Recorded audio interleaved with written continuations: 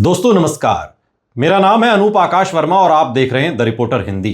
उत्तर प्रदेश विधानसभा चुनाव 2027 की राजनीति अब केवल राज्य की सत्ता तक सीमित नहीं रह गई है, बल्कि ये सीधे दिल्ली की राजनीति और 2029 के लोकसभा चुनाव की दिशा तय करने वाली लड़ाई बनती जा रही है। यही वजह है कि अखिलेश यादव ने राहुल गांधी के उस बयान को तुरंत राजनीतिक नैरेटिव में बदलने की कोशिश की, जिसमें राहुल गांधी कहते हैं कि मोदी सरकार 1 साल में जाने वाली है। अखिलेश यादव ने इस पर चुटकी लेते हुए कहा कि जब उत्तर प्रदेश में समाजवादी पार्टी की सरकार बनेगी तब दिल्ली की सरकार गिर जाएगी। पहली नजर में यह बयान केवल राजनीतिक तंज लगता है, लेकिन इसके पीछे बेहद गहरी रणनीति और मनोवैज्ञानिक राजनीति छिपी हुई है। दरअसल ये बयान केवल बीजेपी पर हमला नहीं है, बल्कि ये विपक्षी कार्यकर्ताओं, सामाजिक गठबंधनों और एंटी इनकम्बेंसी वोटर के बीच एक माहौल बनाने की कोशिश है कि बीजेपी अजेय नहीं है और बदलाव संभव है।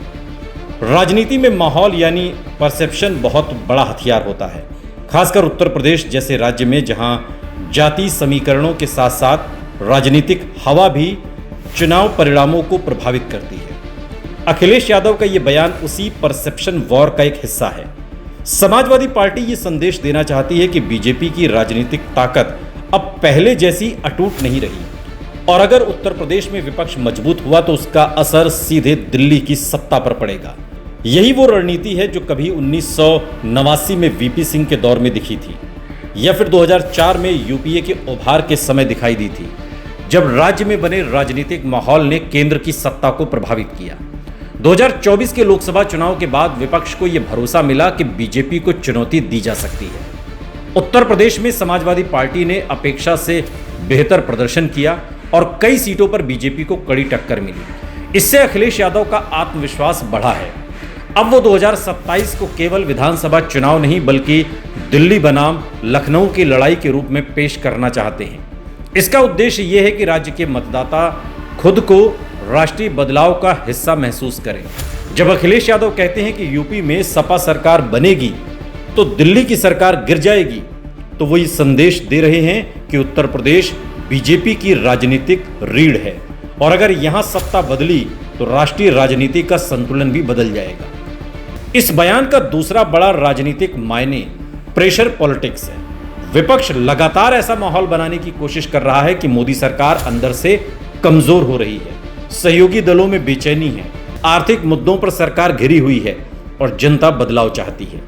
यह रणनीति केवल बीजेपी विरोधी वोटरों को उत्साहित करने के लिए नहीं, बल्कि छोटे क्षेत्रीय दलों और संभावित सहयोगियों पर दबाव बनाने के लिए भी होती है। समाजवादी पार्टी चाहती है कि उत्तर प्रदेश के छोटे, पिछड़े, दलित और क्षेत्रीय दल ये महसूस करें कि बीजेपी का भविष्य उतना सुरक्षित नहीं है जितना पहले माना जाता था। अगर ऐसा परसेप्शन मजबूत होता है तो कई छोटे दल चुनाव से पहले ही सपा कांग्रेस गठबंधन की ओर झुक सकते हैं। यही कारण है कि शिवपाल सिंह यादव को छोटे दलों को जोड़ने की जिम्मेदारी दी गई है। समाजवादी पार्टी समझती है कि केवल यादव मुस्लिम समीकरण से सत्ता में वापसी मुश्किल है, इसलिए पीडीए यानी पिछड़ा दलित अल्पसंख्यक गठबंधन को बड़ा सामाजिक आंदोलन बनाने की कोशिश की जा रही है। राहुल गांधी के दलित फोकस वाले बयान और अखिलेश यादव के दिल्ली सरकार गिरने वाले बयान को जोड़कर देखा जाए तो साफ दिखाई देता है कि विपक्ष अब सामाजिक न्याय और राजनीतिक बदलाव की संयुक्त कहानी गढ़ रहा है। उत्तर प्रदेश की राजनीति में मोदी जाने वाले हैं जैसे बयान का असर केवल राजनीतिक कार्यकर्ताओं तक सीमित नहीं रहता, इसका मनोवैज्ञानिक प्रभाव भी होता है। भारतीय राजनीति में लंबे समय तक मजबूत दिखाई देने वाली सरकारों के खिलाफ जब विपक्ष लगातार कमजोरी का नैरेटिव बनाता है तो धीरे धीरे जनता के एक हिस्से में सत्ता परिवर्तन की संभावना वास्तविक लगने लगती है। यही काम विपक्ष इस समय कर रहा है। बेरोजगारी, महंगाई, पेपर लीक, किसानों की नाराजगी और सामाजिक प्रतिनिधित्व जैसे मुद्दों को जोड़कर यह माहौल बनाया जा रहा है कि बीजेपी का अजेय मॉडल टूट रहा है। हालांकि बीजेपी भी इस रणनीति को समझती है, इसलिए बीजेपी नेताओं ने तुरंत जवाब देने के लिए कहा कि सरकार अंगद के पैर की तरह स्थिर है। बीजेपी का पूरा प्रयास यही रहेगा कि विपक्ष के इस नैरेटिव को ख्याली राजनीति बताया जाए और मोदी की लोकप्रियता को चुनाव का केंद्र बनाया रखा जाए। बीजेपी की रणनीति हमेशा से मजबूत नेतृत्व, राष्ट्रवाद और लाभार्थी योजनाओं पर आधारित रही है। उत्तर प्रदेश में मुफ्त राशन, आवास योजना, उज्ज्वला और किसान सम्मान निधि जैसी योजनाओं ने बीजेपी को व्यापक सामाजिक आधार दिया है।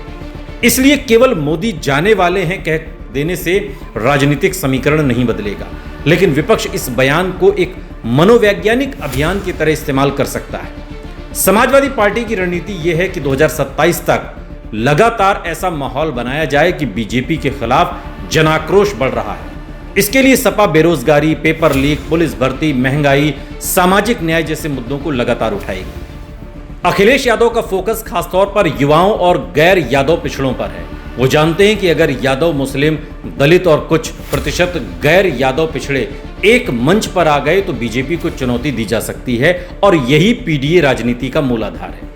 राहुल गांधी और अखिलेश यादव के बयानों का संयुक्त असर यह हो सकता है कि कांग्रेस और समाजवादी पार्टी का कार्यकर्ता ज्यादा आक्रामक मोड में आए। 2024 के बाद विपक्षी खेमे में जो आत्मविश्वास आया है उसे बनाए रखना विपक्ष की सबसे बड़ी जरूरत है। राजनीति में कार्यकर्ताओं का मनोबल बहुत मायने रखता है। अगर कार्यकर्ता ये मान ले कि जीत संभव है तो बूथ स्तर पर संगठन सक्रिय हो जाता है और विपक्ष इस समय वही करने की कोशिश कर रहा है। उत्तर प्रदेश में इसका ज्यादा असर उन क्षेत्रों में दिख सकता है जहां बीजेपी और विपक्ष के बीच मुकाबला सीधा है।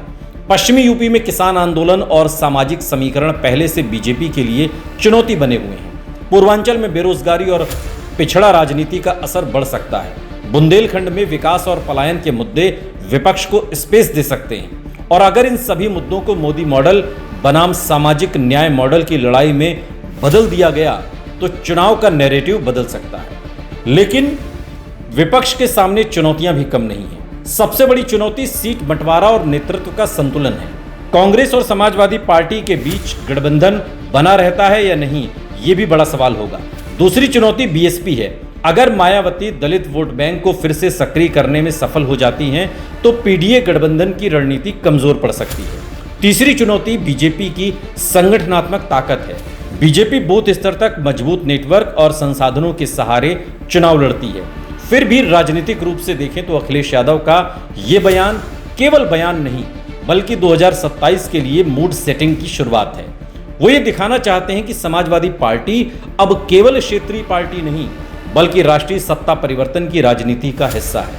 उत्तर प्रदेश को फिर से दिल्ली की कुर्सी तय करने वाला राज्य बताकर सपा अपने समर्थकों को भावनात्मक और राजनीतिक रूप से सक्रिय करना चाहती है। कुल मिलाकर मोदी जाने वाले हैं और यूपी में सपा सरकार बनेगी तो दिल्ली की सरकार गिर जाएगी।